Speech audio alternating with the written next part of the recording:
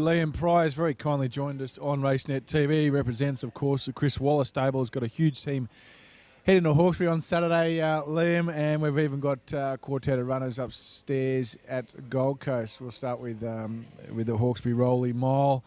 Class is class, beaten up, and Moriarty. Yeah, Moriarty probably go to the Walker Cup on Friday at this stage. Class is class. First up run was very good, off a fairly lengthy break, and look, he's done really well since. He's obviously got the top weight to carry, but he'll be very competitive on Saturday. But I think you'll see a lot more once he steps up over a better trip. Beaten up. His first run was good. His second run may not have looked that good to the eye, but it's just been a key to getting him to settle in his races, and obviously from a better draw on Saturday, hopefully we can ride him that touch bit closer, and he'll be finishing off the business end. Okay. In the Guineas, Boban, who broke through last start, good win, overdue. A heart tester as well, having that second run over 1,400 metres now. Yeah, and he's also got the winkers off, which should just help him to relax that little bit. Boban was an impressive winner the other day here with a lump and a big weight.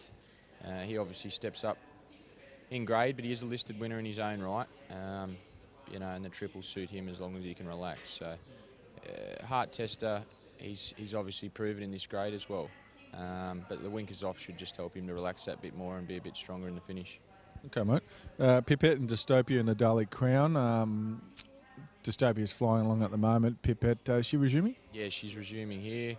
She probably wants a bit further than what she'll get on Saturday, but she's got a bit of freshness in her legs, so she should be able to sort of show a little bit of dash. But Dystopia is obviously the class horse. She's been participating in some good races. She was obviously fourth in the Galaxy, so there's a lot to like about her. In Stayers race, Monsalao, Kua Claim and Black Jag? Yeah, I think Monsalau's in the 1,500, but Black Jag and Cooper Claim in the 2,100. It is too. Cooper Claim, look, he's been going really good. He'll be competitive in that race on Saturday. Black Jag steps up in class, but he's been consistent enough in the midweeks, and it's probably time to step up to something a little bit tougher. And Monsalao obviously ran over 1,900 the other day, so I can see why you're getting confused. Yeah. And in the same race as Dynamic Honour? Yeah, Monsalao, of those two, Monsalao probably races on the fresher side, and after the other day, probably didn't quite see out the trip, so freshened him up and dropped him back. Dynamic Honour's runs have been very good, and we'll see. I think he'll be pretty hard to beat on Saturday. He was just edged out the other day, so he'll go close. And Zoostar won first up, on debuted well at Canterbury. Second start here at Hawkesbury on Saturday. Yeah, steps up to 1,300. Small field, awkward draw, but he should just get across. Impressive winner on debut, as you said. Step up in class, but he should be hard to beat. Balavan having its second start for the stable, is that right, from Tony Vassell? Yeah, that's right. He's a big fella, and he takes a little bit to get fit, but look, he's as ready as we'll have him for Saturday, over 1,300, and he obviously gets in with the claim, so he'll be in it for a long way. He's hoping. Just quickly, Liam, up north in the feature race up there, the Hollandale Stakes, four-tiller Dan Lee having his first crack at the 1,800 metres, and Stout-Hearted, who showed a bit of promise last spring. Yeah, Stout-Hearted's run the other day in the prelude was exceptional. He probably should have won. So he goes to wait for age conditions with a very good run under his belt after being pretty disappointing first up.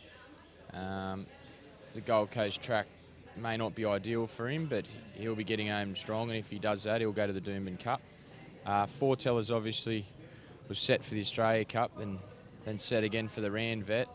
He's a Group 1 winner this preparation, trolled nicely since the BMW, goes up there on target for the Doomben Cup, and he's obviously going to be mixing at the business end of the race. Dan Lee,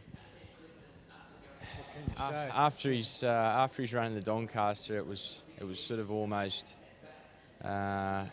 so close but so fast. He goes up there, 1,800. Every sign shows that it'll suit him on Saturday. Obviously, we've sort of probably more known him as being a sprinter miler, but 1,800 at weight for age conditions, he'll relish that, and hopefully it'll be a good opportunity to get back on the board. Then add another chapter to his, I'll say, illustrious career. Yeah, no, that's exactly right.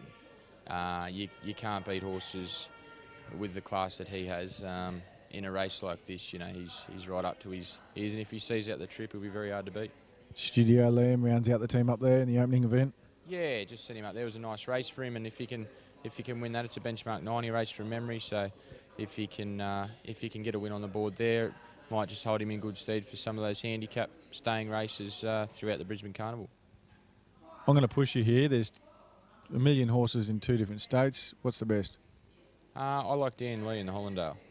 Yeah, I just think when he's running the Doncaster, he's had a little bit of racing this prep, but I think he'll see at the 1800 no problems at all. I think there'll be a more deserved winner. Good luck. Thanks very much.